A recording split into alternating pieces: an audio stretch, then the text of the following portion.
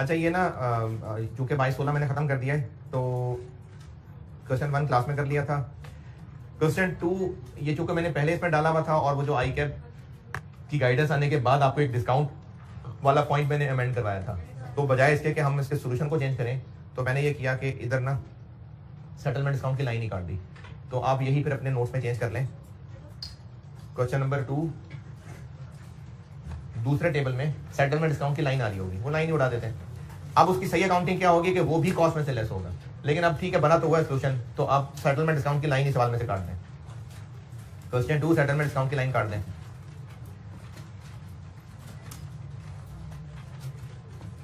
आइए 16 चूंकि खत्म कर चुका तो इसके नोट्स को कंक्लूड कर रहा हूं कि इनमें क्या क्या अभी बाकी है, मैंने पेंडिंग छोड़ा हुआ है। क्वेश्चन 2 आपके पास सेटलमेंट डिस्काउंट की भी एक लाइन आ रही है, अर्ली सेटलमेंट डिस्काउंट लिखा हुआ है, वो काट देते हैं, निकाल देते हैं लाइन से, सवाल से निकाल देते हैं। इसी तरह इसी के सोल्यूशन में आए, इसी सवाल के सोल्यूशन में, और इनकम स्टेटमेंट के एक्सट्रैक्ट्स में ये डिस्काउंट रिसीव्ड की एक लाइन आ रही है, कॉस्ट ऑफ सेल्स के नीचे लिखी आ रही होगी। इसी के सोल्यूशन में इनकम स्टेटमेंट में डिस्काउंट रिसीव्ड की एक लाइन आ रही होगी।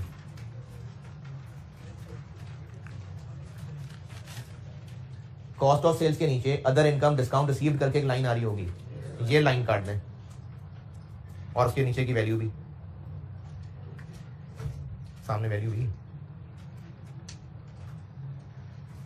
चलिए ये सवाल अब डिस्काउंट से बात कर दिया। अच्छा ये क्वेश्चन नंबर 2 हस्बे तौफीक जो आप करना चाहें में से कर लेना। क्वेश्चन नंबर 3 क्लास में कर लिया था। क्वेश्चन नंबर 4 होमवर्क कर लिया था। क्वेश्चन 5 होमवर्क कर लिया था। 6 भी कर लिया था। अच्छा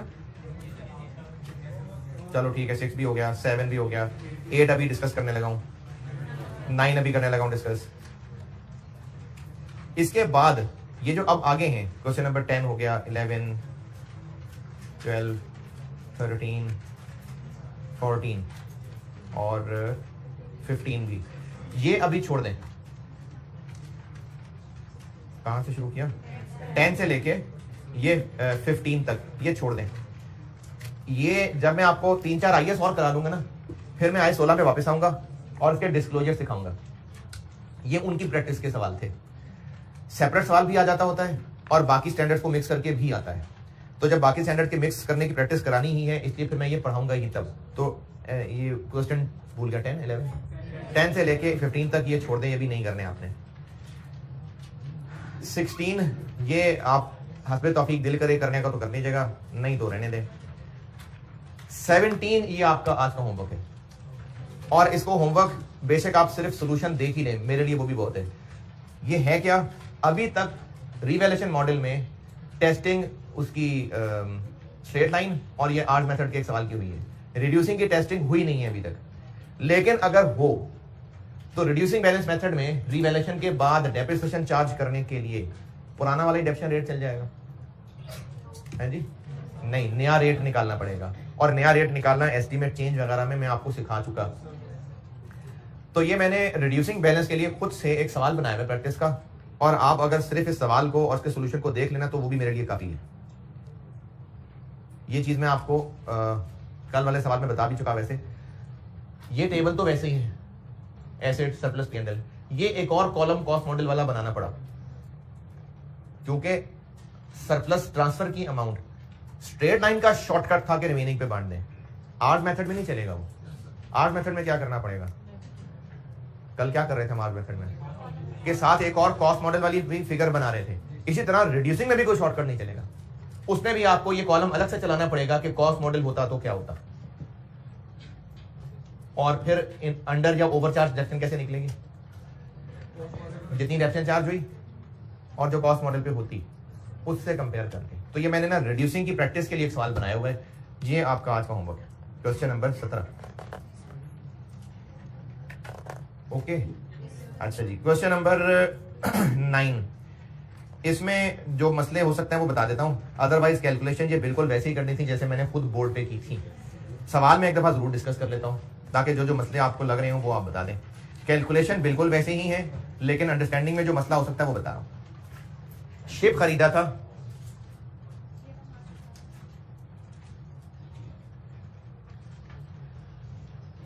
1 मार्च 18 को शिप खरीदा था, लेकिन वो वर्किंग कंडीशन में वॉज रेडी टू सेल, वो 1 अप्रैल को आया। तो डेप्रिसिएशन कब से आएगी? 1 अप्रैल से। और रिक्वायर्ड है एंट्रीज दिसंबर 31 दिसंबर 20 के साल की। बस वर्किंग शुरू से चलानी पड़ेगी क्योंकि रिवैल्यूएशन हो रही है, लेकिन एंट्री सिर्फ 2020 की रिक्वायर्ड, नहीं सॉरी, शुरू से लेके from the date of acquisition 31 दिसंबर 20 तक रिक्वायर्ड है। चूंकि शिप है और उस शिप के आगे 3 कंपोनेंट्स हैं, तो ये वही जो मैंने आपको कल और परसों मिला के बोर्ड पे सवाल सॉल्व करके दिया था। इन कंपोनेंट्स की अलग अलग टेबुलर वर्किंग करनी पड़ेगी और फिर इनकी कंबाइंड वो मेन शिप की वर्किंग होगी। अलग अलग बताता हूं। पहले इंजन की बात करते हैं। इंजन की कॉस्ट इतनी है, आरवी इतनी है और इसकी लाइफ आर्स में है, यानी डेप्रिसिएशन का आर्स मेथड लगेगा। मैंने जो बोर्ड पे सवाल किया था उसमें मैंने आपको लिखवाया था कि किस ईयर में कितने आर्स लगे, 3500 आवर्स और 2800 आवर्स और 2500 आवर्स। यहां पर इन्होंने ना इसको इस तरह से डील किया कि आपको मंथली आवर्स बता दिए, monthly hours, the average monthly saving. अब आपने इनको डेप्रिसिएशन तो पूरे साल की कैलकुलेट करनी है, तो महीनों से मल्टीप्लाई करना होगा क्योंकि आपको बताए मंथली है। अब जैसे 2018 में जहाज कितने महीने चला, तो फिर आपको इन 360 को 9 से मल्टीप्लाई करना है, तब जाके 2018 के आवर्स टोटल निकलेंगे। ये देखें,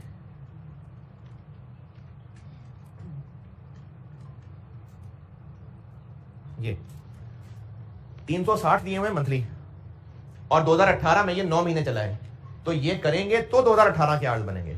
तो 2018 के hours divided by useful life और कॉस्ट माइनस आरवी, इस तरह से 2018 की डेप्रिसिएशन निकली। 2019 में शिप का एक्सीडेंट हुआ जिसकी वजह से रिपेयर वर्क टुक 2 मंथ्स, तो वो चलता भी रहा और साथ साथ छेनी थोड़ी लेकर रिपेयर भी करते रहे लोग उसको। फिर 2 महीने वो नहीं चला।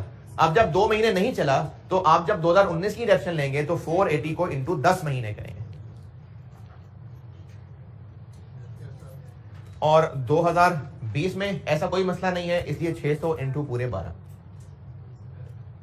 ये आर्स वाला एक पॉइंट था समझाने वाला। जिन्होंने भी ट्राई किया ये आर्स मेथड वाली कैलकुलेशन में कोई एतराज परेशानी स्टिल बाकी है तो बताएं। नहीं, ठीक है जी, गुड। एक ही में किसमें लिखे?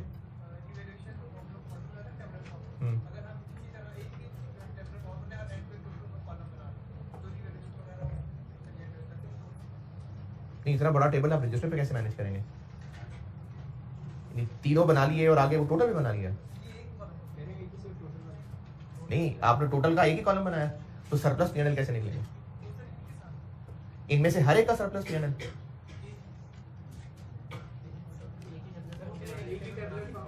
इंजन का मेन एसेट वाला कॉलम और कॉस्ट मॉडल वाली कैलकुलेशन ये करेंगे तो ही अंडर ओवर कैप्शन निकलेगी, और फिर हर एक का सरप्लस का कॉलम भी और पीएनएल का कॉलम भी और फिर टोटल भी। ये कह रहे हैं आप?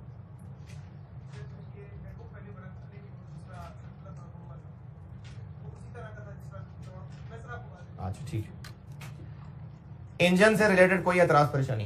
पहले साल की डेप्रिसिएशन ये यूजफुल लाइफ है, cost minus RV, cost minus RV 50,000 useful life है, 9 महीने इंटू 360।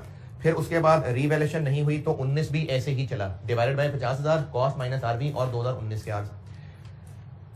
उसके बाद 31 दिसंबर 19 को रीवैल्यूएशन हो गई, इसलिए जब 20 की डेप्रिसिएशन निकलेगी तो वो रीवैल्यूड अमाउंट के लिए रिमेनिंग आर्स आएंगे। और रिमेनिंग आर्स कितने? 50,000 में से ये भी गए और ये भी गए, 50,000 में से ये और ये। अब जब 20 की डेप्रिसिएशन निकलेगी तो इसके हिसाब से निकलेगी। देख,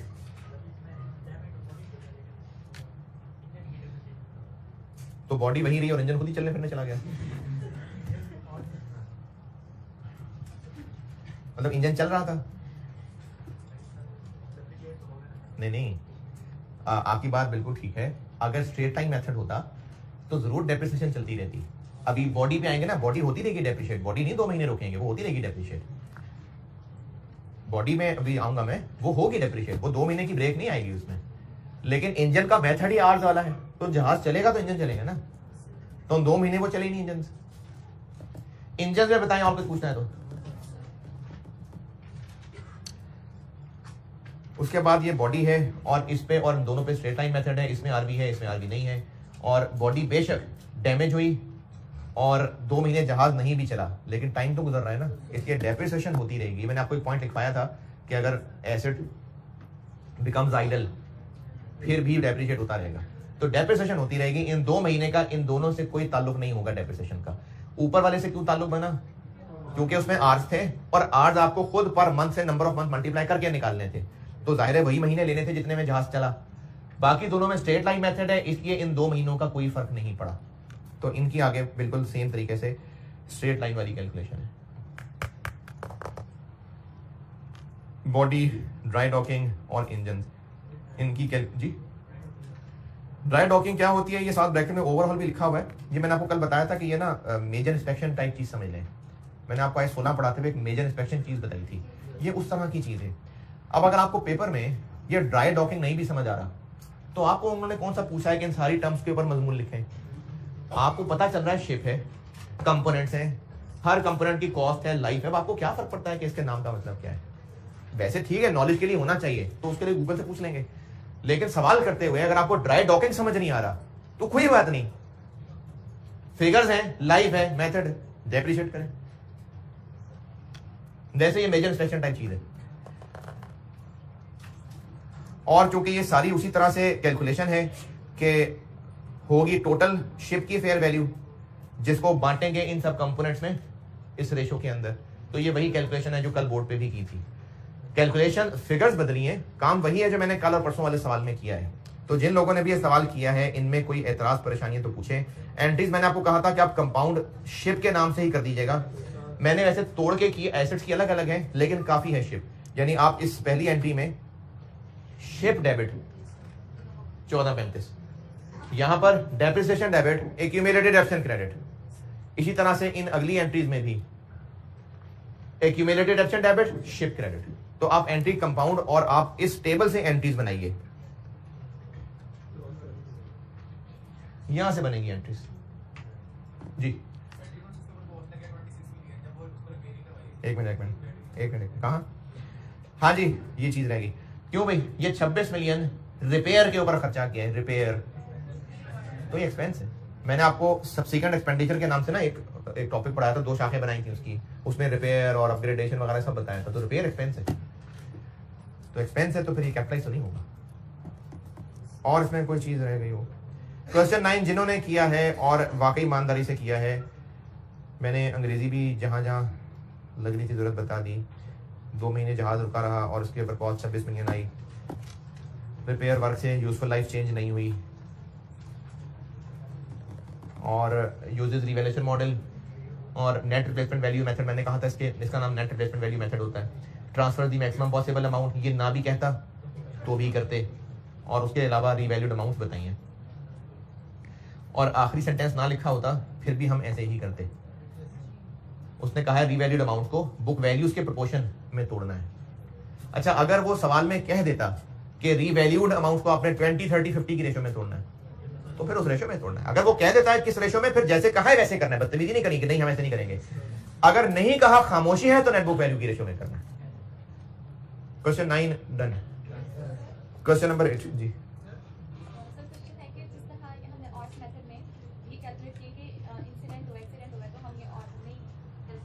आज इसलिए नहीं कर रहे क्योंकि वो पर मंथ दिए हुए थे और हमें उनको नंबर ऑफ मंथ से मल्टीप्लाई करके पहुंचना था टोटल तक, इसलिए नहीं, इसलिए 2 महीनों को नहीं ले रहे।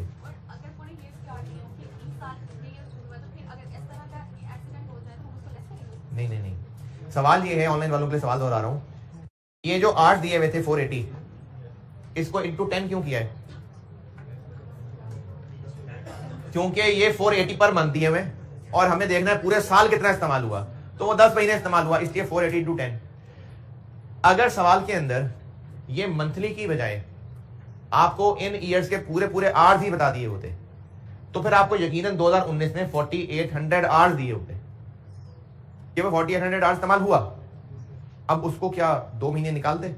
नहीं, जितने आवर्स इस्तेमाल हुआ बस उतने आवर्स इस्तेमाल हुआ। इसमें ऐसा क्यों करना पड़ रहा है कि 2 महीनों का ख्याल रखना पड़ रहा है? क्योंकि उसने आपको आवर्स दिए नहीं थे पूरे साल के, वो दिए मंथली वाले तरीके से थे, इसलिए 10 से मल्टीप्लाई करना पड़ा। अगर आपको इस तरह की कहानी ना दी होती, बस वैसे ही आवर्स दे दिए होते जैसे मैंने कल वाले सवाल में दिए थे, फिर कोई फर्क नहीं पड़ता कि 2 महीने बंद पड़ा रहा है कि 6 महीने बंद पड़ा रहा है। जितने आर्स इस्तेमाल हुए होगा वही बताया होता है टेबल में, फिर उनको एज इट इज यूज कर लेते। हाँ जी, उधर से सर की आवाज आई थी जी। क्योंकि ये जो रिवैल्यूएशन में ट्रीटमेंट है ना, इसके दो तरीके आईएएस ने अलाउ किए हैं। दूसरा बहुत ही कम यूज होता है, वो किताबों में भी नहीं होता है, इसलिए पेपर्स में भी नहीं आता। ग्रॉस रिप्लेसमेंट वैल्यू कहते हैं उसको। Question number 9 done. Question number 8।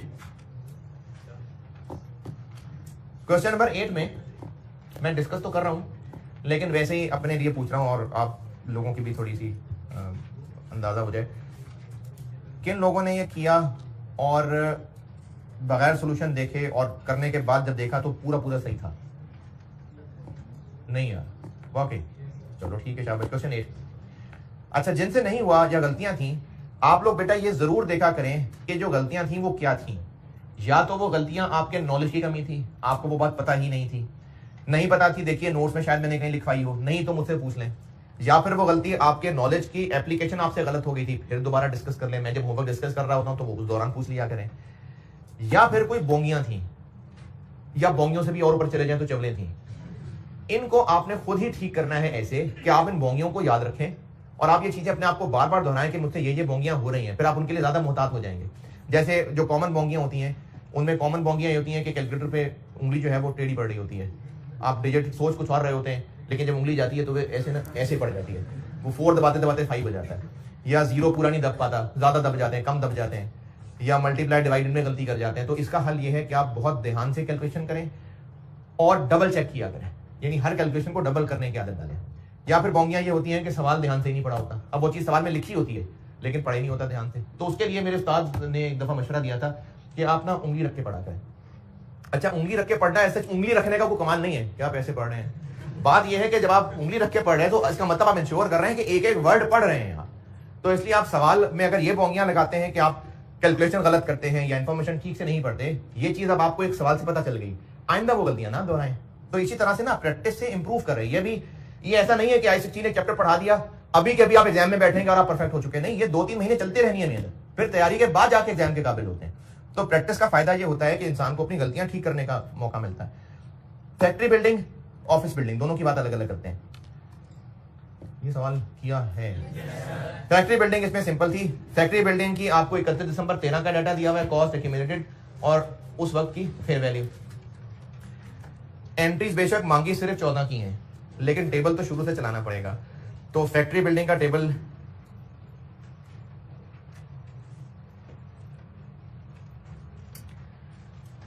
Cost है, ये है, और हम टेबल में एक ही कॉलम बुक वैल्यू वाला चला रहे होते हैं। तो ये मैंने 62 से टेबल स्टार्ट कर दिया, क्योंकि इससे ऊपर वाला तो था ही नहीं ना, हमने यहां से स्टार्ट कर लिया क्योंकि था ही यहीं का फिगर अवेलेबल, ये मैंने यहां से स्टार्ट कर दिया।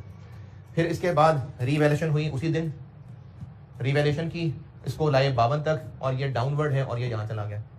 फिर इसके बाद 2014 गुजरेगा क्योंकि अगली रिवैल्यूएशन 14 के एंड पे हो रही है, ऑन 31 दिसंबर 14 फैक्ट्री बिल्डिंग और रीवैल्यू टू दिस। तो हमें 14 तक आने के लिए डेप्रिशिएट करना पड़ेगा।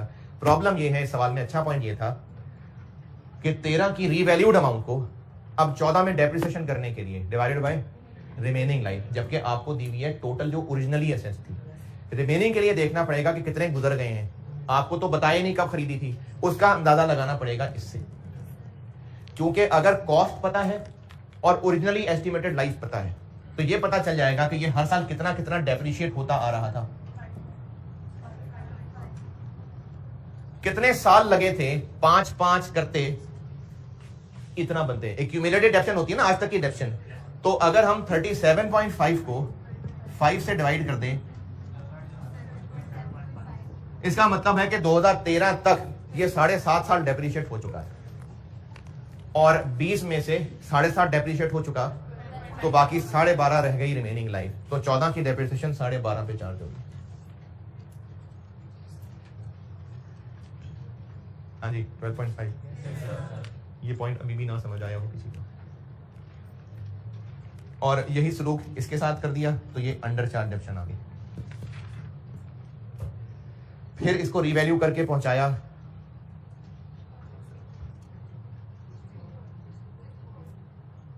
64 तक, तो ये रिवैल्यूएशन गेन आ गया और ये लॉस रिवर्स हुआ और ये सरप्लस में चला गया, और इस टेबल से एंट्रीज बन गई। 14 की डेप्शन की एंट्री, एलिमिनेट करने की एंट्री और रीवैल्यू करने की एंट्री। ये फैक्ट्री बिल्डिंग्स हैं, ये सारी फिगर्स उस टेबल से आ रही हैं। आपको मुश्किल हो जाएगी क्योंकि उनकी कुछ बिल्डिंग्स बेच रहे हैं और वो भी मिड में बेच रहे हैं, तो मुश्किल हो जाएगी। देखो असल में ना उसने बिल्डिंग की क्लासेस दो अलग अलग बनाई हैं।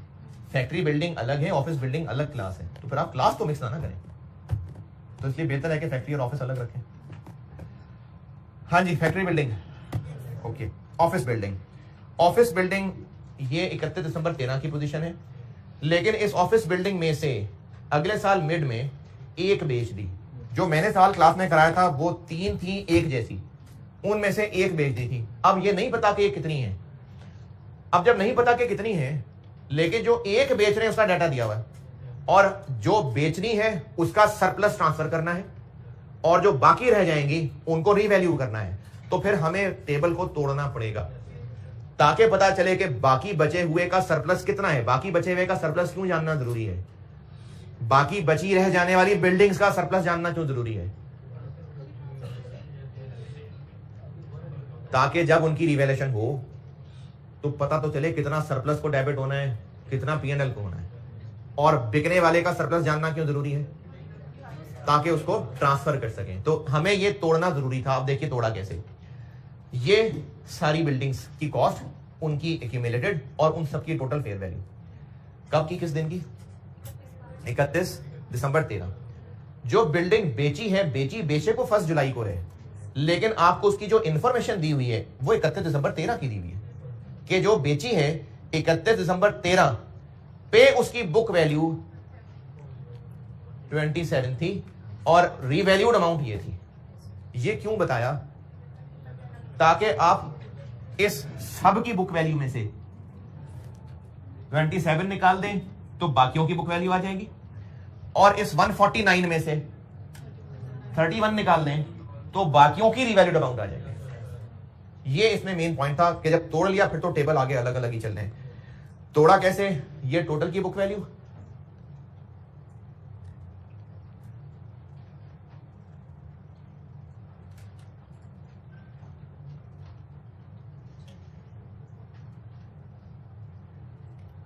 ये टोटल की बुक वैल्यू, इसमें से ये 27 निकाल दें तो ये बाकी बचों की बुक वैल्यू आ गई।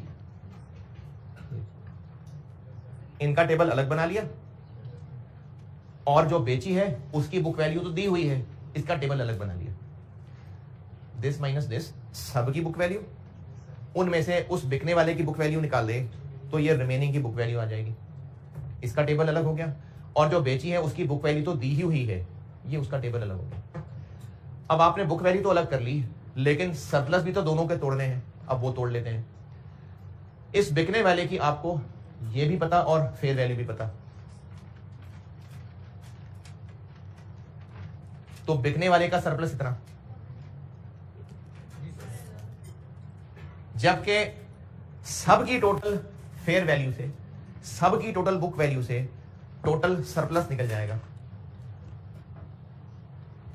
देखें, सब की टोटल बुक वैल्यू, उसमें से बिकने वाले की बुक वैल्यू निकाल ली,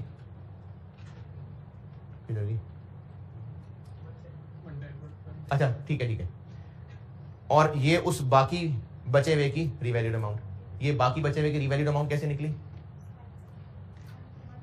सब की फेयर वैल्यू माइनस इसकी फेयर वैल्यू, ये बाकी बचे हुए की फेयर वैल्यू होगी। मैं इसको बुक वैल्यू कह रहा था, ये बाकी बचे हुए की फेयर वैल्यू आ गई।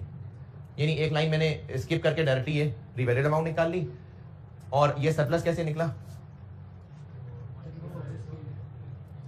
टोटल का सरप्लस, उसमें से उस बिकने वाले का सरप्लस माइनस कर लें तो ये बाकी बचे हुए का सरप्लस आ गया।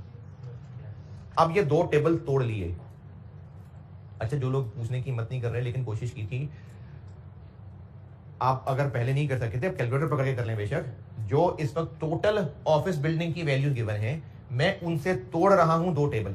वो जो बिक गई बिल्डिंग उसको अलग कर लिया, जो बची रह गई उनको अलग कर लिया। जो बिक गई उसकी ये फिगर भी सवाल में बताई हुई है यहां। तो पता चल गया कि इस बिकने वाली से रिलेटेड सरप्लस कितना था, और टोटल ये बताए हुए हैं। अगर हम इन टोटल से उस बिकने वाले को माइनस कर दें तो बचे हुए की रिवैल्यूड अमाउंट आ जाएगी, वो ये है। और अगर हम इस टोटल के ऊपर देखें कि सरप्लस कितना था, इसमें से बुक वैल्यू माइनस कर दें तो बचे हुए का सरप्लस कैसे मिलेगा? क्या बातें हो रही हैं यहाँ? ये टोटल बिल्डिंग्स हैं, ऑफिस बिल्डिंग, ये इनकी फेयर वैल्यू है, ये इनकी बुक वैल्यू है। अगर इसमें से इनका नेट माइनस कर दें तो क्या होगा? पूरी ऑफिस बिल्डिंग सबका मिला के सरप्लस। बाकी बचे हुए तक कैसे पहुंचे? जो बिकने वाले का सरप्लस है वो माइनस कर दें तो ये बाकी बचे हुए वाला सरप्लस आ गया। अब ये टेबल 2 टूट गए। अब से ऑनवर्ड ये 6 महीने डेप्रीशिएट होगा, ये पूरा साल डेप्रीशिएट होंगे, क्योंकि जो बेच रहे हैं वो तो मिड ईयर में बेच रहे हैं, लेकिन जो रह गई हैं उनको ईयर एंड में ही डेप्रीशिएट कर रहे हैं। तो जो रिमेनिंग का टेबल तोड़ा उन पे पूरे साल की डेप्रिसिएशन, और जो बेचे हुए का टेबल तोड़ा उस पे 6 महीने की डेप्रिसिएशन। और रिमेनिंग लाइफ कैसे निकाली? बिल्कुल वैसे जैसे फैक्ट्री बिल्डिंग की सिखाई है जी, सेम।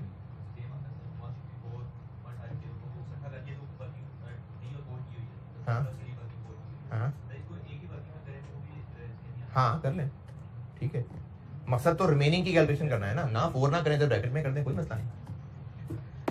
और इन 2 टेबल से फिर ये वैल्यूज उठा के डबल एंट्रीज आ गई। तो एक तो इस सवाल में मैंने आपको ये रिमेनिंग लाइफ वाली बात सिखानी थी और दूसरा तोड़ने वाली बात बतानी थी। ओके,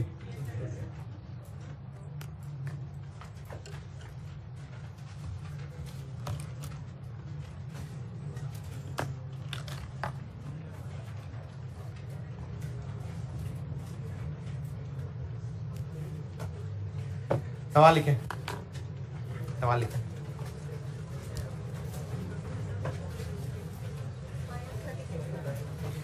जी जी, अब I-36 में आ गया वापस।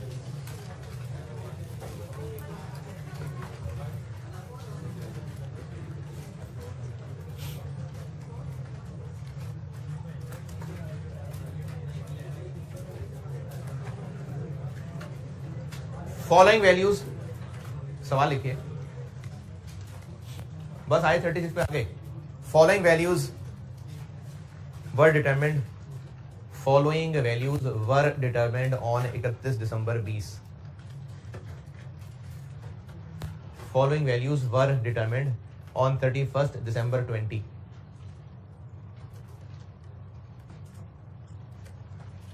Cost of plant, cost of plant 650,000, 6,650,000 lakh रुपए। Accumulated depreciation 235,000, 235,000। और recoverable amount, recoverable amount 405,000। Plant की रिकवरेबल अमाउंट 405,000। आपसे रिक्वायर्ड है calculate impairment loss if any, calculate impairment loss if any.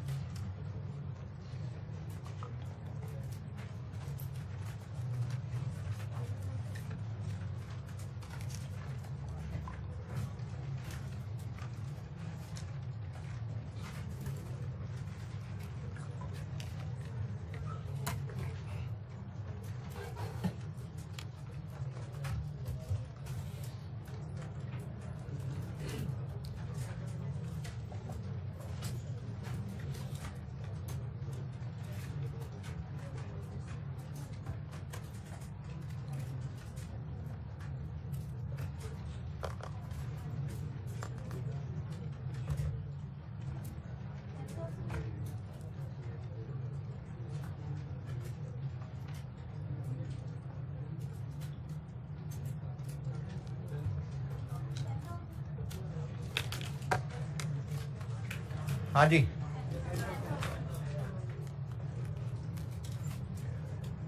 Carrying amount कितनी? 650 कॉस्ट है, एक्यूमुलेटेड 235 है, 415,000। और रिकवरेबल अमाउंट इसकी 405। तो 10,000 का इम्पेयरमेंट लॉस। और अगर रिकवरेबल अमाउंट 420,000 होती तो फिर कोई इम्पेयरमेंट लॉस ना होता।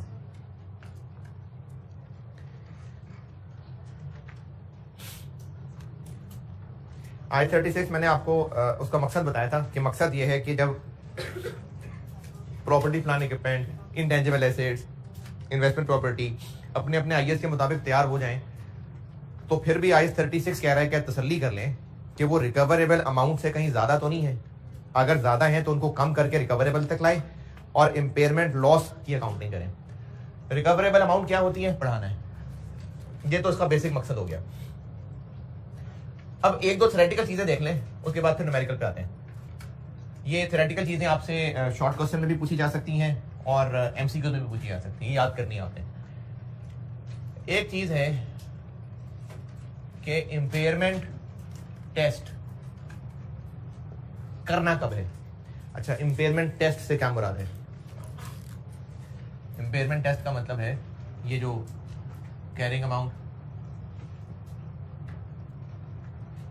और रिकवरेबल अमाउंट का मुकाबला,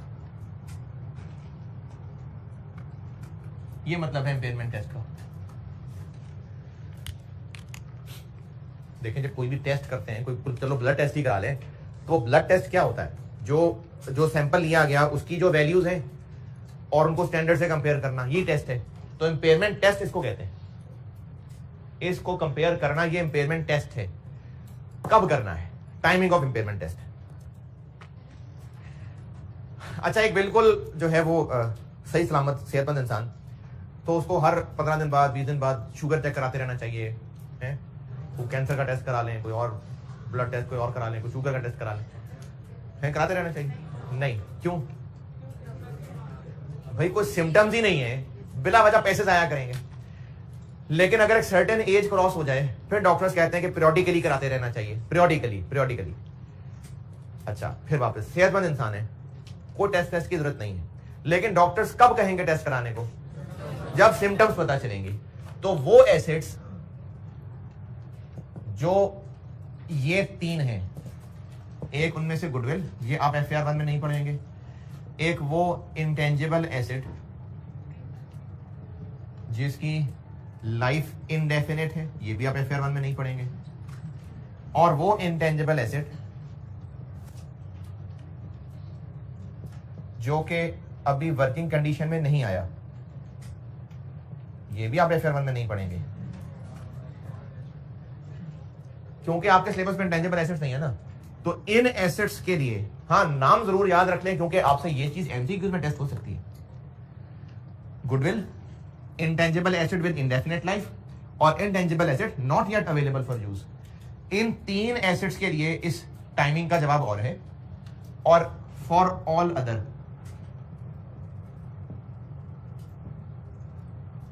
इस टाइमिंग का जवाब और है। Goodwill, intangible asset with indefinite life, intangible asset not yet available for use. ये नाम आपको नहीं समझ आए, बस याद करने हैं। इनके लिए इंपेयरमेंट टेस्टिंग कब करनी है, इसका जवाब यहां लिखूंगा। और इन 3 के अलावा बाकी सारे एसेट्स मतलब इन्वेंट्री भी, डेटर भी नहीं, बाकी सारे उनमें से जिन पे लगता है I-36, PPE, इंटेंजिबल एसेट्स, बाकी उनकी बात हो रही है। इनके लिए इंपेयरमेंट टेस्टिंग होनी चाहिए एनुअली, हर साल। अच्छा, इंपेयरमेंट टेस्टिंग का मतलब कैरिंग अमाउंट को रिकवरेबल अमाउंट से कंपेयर करना, ये मतलब है इंपेयरमेंट टेस्टिंग का। इसको इंपेयरमेंट रिव्यू भी कह सकते हैं। इन 3 के लिए यह काम हर साल किया जाता है। जबकि एक सेहतमंद इंसान को डॉक्टर कब टेस्ट कराने का कहेंगे? जब सिम्टम्स होंगी। तो इनके अलावा बाकी सब एसिड्स की इंपेयरमेंट टेस्टिंग कब तब करनी है? जब सिम्टम्स होंगी। अच्छा, इनमें भी सिम्टम्स होती हैं। इस शाख का जवाब लिख रहा हूं। At end of every year an entity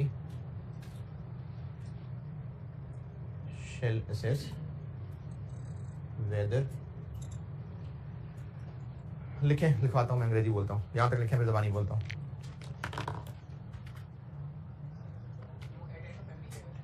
ये नहीं लिखा मैंने,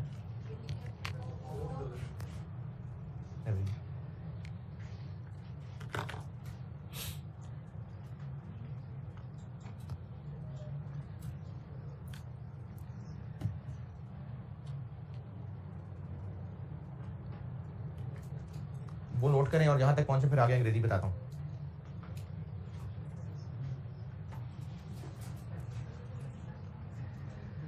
असेस लिखा हुआ है, वेदर, ये मौसम वाला वेदर नहीं है, ये वो वेदर और वाला है, WHETHER।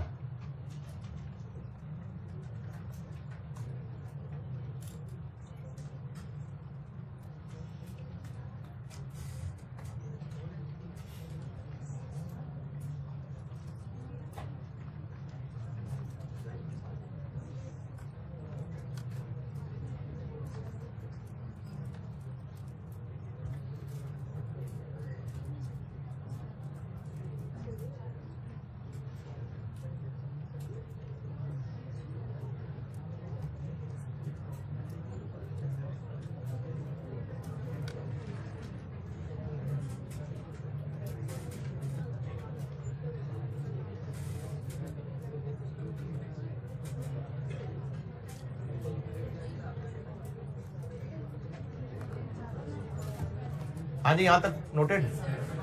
At end of every year, an entity shall assess whether there is any indication थोड़ा सा साइड पे करके, थोड़ा सा और कंटिन्यू करें ना, नीचे क्या continue, whether at end of every year an entity shall assess whether there is whether there is any indication that an asset may be impaired,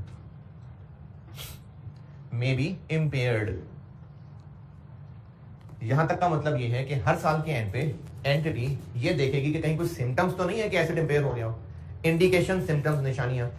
अंग्रेजी रिपीट कर रहा हूं, at end of every year an entity shall assess whether there is any indication that an asset may be impaired.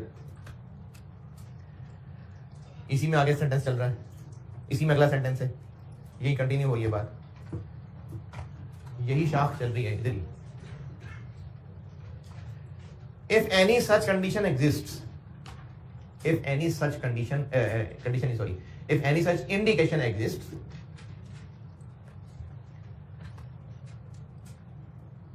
तो क्या करें, फिर test कर लें, then the entity shall, मैंने कहा if any such indication exists, then the entity shall estimate the recoverable amount of acid.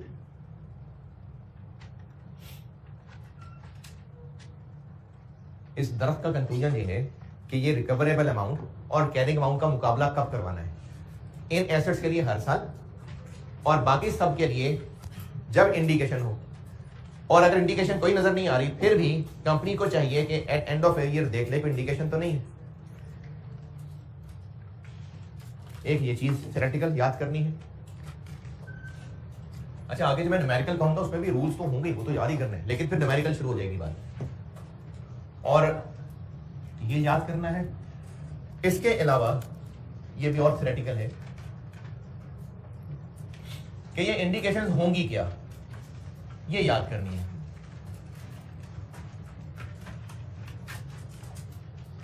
एक ये चीज थी थ्योरेटिकली जो मैंने कहा याद करनी है, और अब एक ये चीज थ्योरेटिकली याद करने से मेरी मुराद है कि इसमें बस अंग्रेजी है याद करनी, इसमें शॉर्ट क्वेश्चन या एमसीक्यू टेस्ट हो सकता है, बाकी तो सारी अकाउंटिंग की याद तो करनी होती है रूल्स आपने।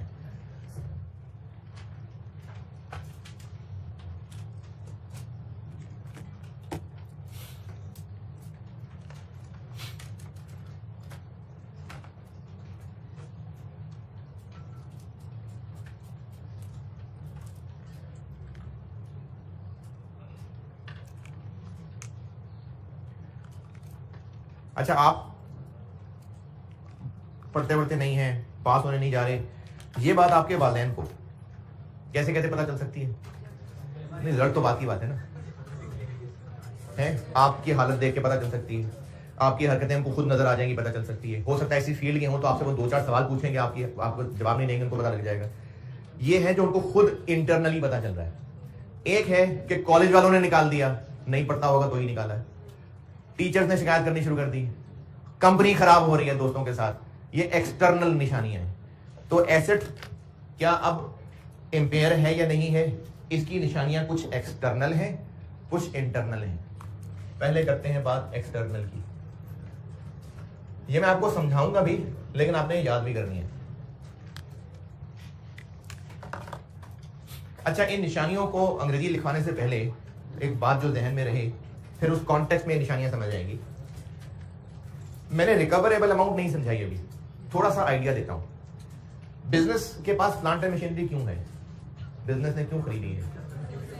इसको यूज करना है, फ्यूचर में बेनिफिट मिलने हैं। अच्छा, इस प्लांट एंड मशीनरी से बेनिफिट कैसे मिलेंगे?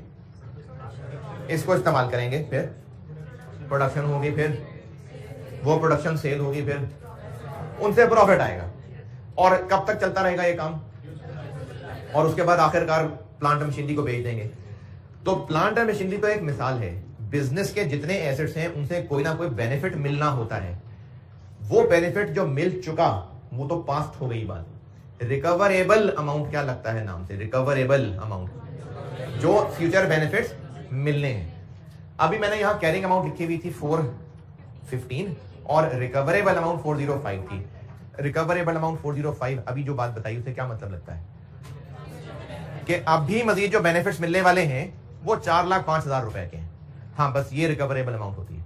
तो जब मैं भी आपको ये इंडिकेशन बता रहा हूँ, इसका कॉन्टेक्स्ट ये होगा कि अब एसेट में वो बात रही नहीं। ये निशानियां हमें ये बताएंगी कि अब वो बातें नहीं रही, अब इसकी परफॉर्मेंस वो नहीं रही। जब ये निशानियां मिल रही हैं कि अब ये पहले जैसी नहीं रही बात, तो क्या इंडिकेशन है कि रिकवरेबल अमाउंट कम हो गई होगी और वो कैरिंग अमाउंट से कम आ रही होगी। तो ये इस बात की निशानियां। फिर सुन लें, मैं यहां वो निशानियां बताऊंगा जिनसे अंदाजा होगा कि अब एसेट में वो बात नहीं रही, अब इससे उतने बेनिफिट्स नहीं आने। तो फिर इससे क्या अंदाजा हो रहा है कि यकीनन फिर रिकवरेबल अमाउंट कम हो गई होगी, और इतनी कम हो गई होगी कि कैरिंग अमाउंट से भी कम हो गई होगी। ये सारी की सारी इन निशानियों का मतलब निकलने लगा है। पहला पॉइंट लिखें एक्सटर्नल में।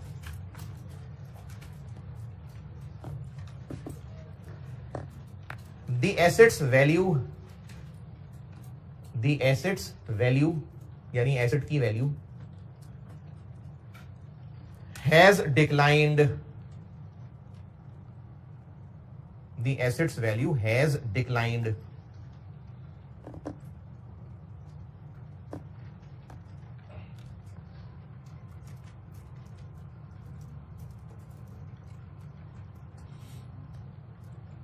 During the period significantly. नहीं, मैंने सांस ली थी, बात वही चल रही है। दोबारा, the assets value has declined during the period. ये भी चल रही है बात, एक ही सेंटेंस चल रहा है। सिग्निफिकेंटली, फिर से, the assets value has declined during the period significantly more than expected as a result of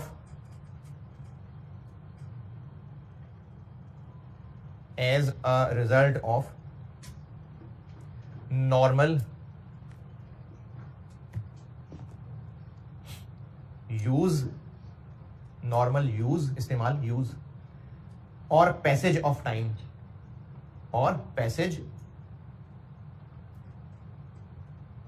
passage मतलब पास और एज, पैसेज ऑफ टाइम।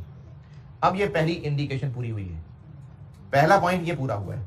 दोबारा, the assets value has declined during the period significantly more than expected as a result of normal use और passage of time. इसका मतलब क्या है? याद तो करना है आपने, लेकिन कुछ मतलब भी तो बताओ ना। इसका मतलब ये है कि हम जिस एसेट की बात कर रहे हैं, चलो मिसाल लेते हैं, एक प्लांट है, मशीनरी है, उस एसेट की वैल्यू मार्केट में डाउन हो रही है। अच्छा, डाउन तो होनी ही थी वैसे भी हर साल।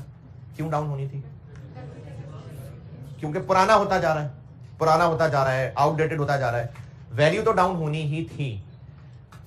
लेकिन इस साल जितनी होने का सोचा था उससे बहुत ज्यादा हो गई है डिक्लाइन, सिग्निफिकेंटली मोर देन, किससे देन एक्सपेक्टेड। क्यों expected? As a result of normal use और पैसेज ऑफ टाइम। यानी इस साल जितनी वैल्यू होनी चाहिए थी कम, उससे कई ज्यादा कम हो गई है। तो कुछ तो गड़बड़ है। अच्छा, ये गड़बड़ क्यों हुई होगी? एकदम से इस एसेट की वैल्यू क्यों डाउन हो गई होगी? एसेट नहीं, एक्सीडेंट तो हमें खुद पता चल जाएगा। मार्केट की वैल्यू डाउन होने को निशानी कह रहे हैं। लोगों ने क्यों अचानक इसको खरीदना छोड़ दिया होगा? क्योंकि यकीनन शायद इसकी कोई बेहतर टेक्नोलॉजी रिप्लेसमेंट आ गई होगी। ये मार्कर्स हैं, वो मशीन जो ये मार्कर बनाती होगी, और उस मशीन से बेनिफिट क्या मिलते होंगे? ये मार्कर सेल होते होंगे। ये मार्कर सेल होंगे तो बेनिफिट मिलेंगे। हो सकता है कि अचानक ही, जैसे ये कोरोना के दिनों में हुआ, एजुकेशन सिस्टम चेंज हो गया, सब ऑनलाइन में शिफ्ट हो गया, और उसके असरात ये हुए कि अब वो हालात ठीक होने के बावजूद अभी भी कई स्टूडेंट्स हैं जो ऑनलाइन पे शिफ्ट हो चुके हैं। खासतौर पे सीए फाइनल में पढ़ाता हूं, तो उसमें तो बिल्कुल दुनिया ऑनलाइन में चली गई है। तो अब उससे क्या हुआ कि ऑनलाइन पे जाने से हो सकता है कि ये क्लासरूम टीचिंग कम होने की वजह से बोर्ड मार्कर्स की सेल कम हो गई हो, और उसके बजाय टेक्नोलॉजी चेंज होकर कोई शायद स्मार्ट बोर्ड आने शुरू हो गए हो, कोई पेन उस तरह के इलेक्ट्रॉनिक आना शुरू हो गए हो। तो जो इन मार्कर्स की सेल डाउन हुई, तो जिस मशीन से मार्कर बनते थे, अब उस मशीन को भी लोग खरीदना छोड़ देंगे। तो मशीन के अचानक सस्ते हो जाने से कड़ियां ये मिल रही हैं कि हो सकता है कि इससे बनने वाले मार्कर्स की भी सेल कम हो रही हो सकता है कि मार्कर की सेल कम हो रही हो, तो इसका मतलब है हमें इससे मिलने वाले बेनिफिट भी अब कम मिलेंगे। तो ये एक इंडिकेशन है। ये मतलब है पॉइंट 1 का कि जिस एसेट की बात कर रहे हैं, उस एसेट की वैल्यू अचानक इतनी ज्यादा गिर गई कि जितनी सोची थी उससे भी ज्यादा डाउन हो गई। तो ये एक इंडिकेशन है। अगला सेंटेंस लिखें, अगला पॉइंट।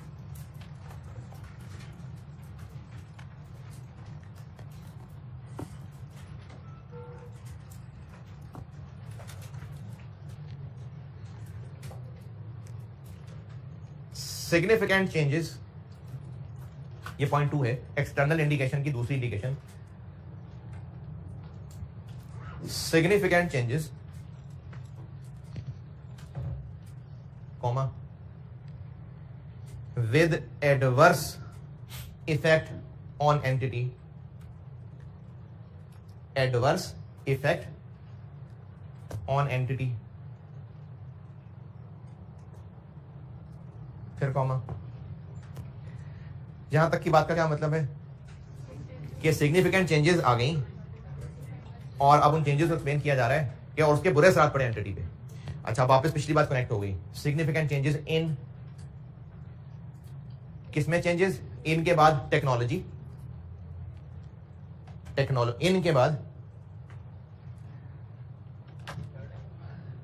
यार दूसरा पॉइंट चल रहा है, significant changes, comma, with an adverse effect on entity, फिर comma, in technology, market, है जी,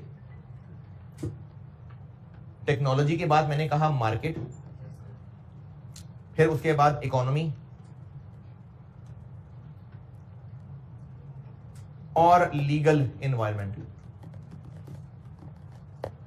और लीगल एनवायरमेंट,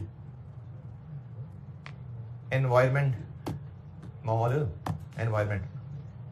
अच्छा, इस पॉइंट का मतलब क्या हुआ कि टेक्नोलॉजी में सिग्निफिकेंट चेंज आ गई, या फिर इकोनॉमी में सिग्निफिकेंट चेंज आ गई, या फिर मार्केट में सिग्निफिकेंट चेंज आ गई, या फिर लॉज में सिग्निफिकेंट चेंज आ गई, और इन चेंजेस का हम पे बुरा असर पड़ा।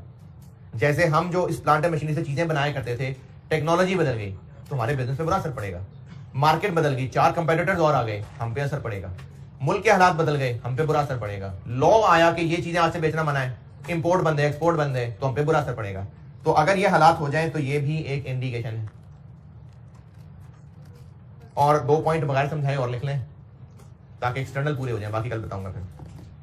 तीसरा पॉइंट ये समझ आएगा जब मैं आपको इस चैप्टर में आगे चल के वैल्यू इन यूज पढ़ा चुका हूं, इसलिए अभी बस लिख लें। Market interest rates, market interest rates have increased, market interest rates have increased and are likely to affect,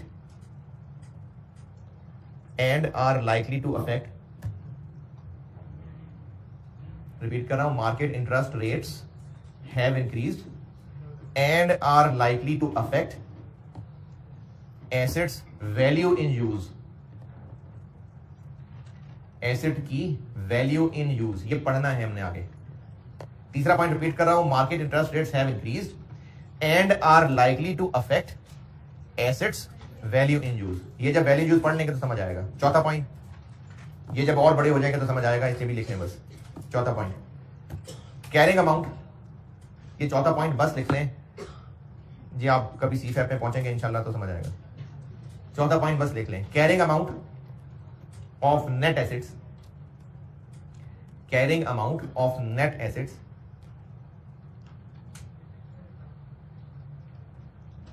is more than, carrying amount of net assets is more than its market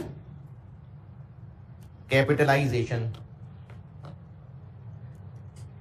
Repeat, carrying amount of net assets is more than its market capitalization. ये तीसरा और चौथा point बस वैसे ही याद कर लें, पहले दोनों समझा सकता था, समझा दिए। इंटरनल फिर इंशाल्लाह कल से ऑनवर्ड चलते हैं। ठीक है, अल्लाह हाफिज़।